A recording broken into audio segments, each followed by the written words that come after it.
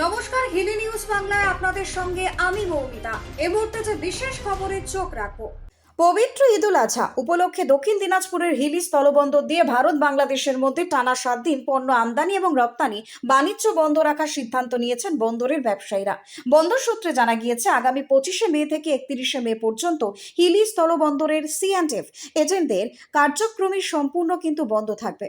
ফলে এই সময়ের মধ্যে বন্দরের মাধ্যমে কোনো ধরনের পণ্যবাহী ট্রাকের যাতায়াত এবং বাণিজ্যিক কার্যক্রম হবে না।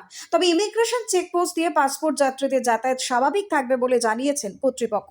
পাশাপাশি ঈদের নির্দিষ্ট সরকারি ছুটি ছাড়া বন্দরের অভ্যন্তরীণ কিছু প্রশাসনিক এবং প্রয়োজনীয় পরিষেবা চালু থাকবে। ব্যবসায়ী সংগঠনের পক্ষ থেকে জানানো হয়েছে, ঈদ উপলক্ষে দুই দেশের ব্যবসায়ী এবং শ্রমিকদের সুবিধার কথা মাথায় রেখেই এই সিদ্ধান্ত গ্রহণ করা হয়েছে। Bureau report, Hili news Bangla.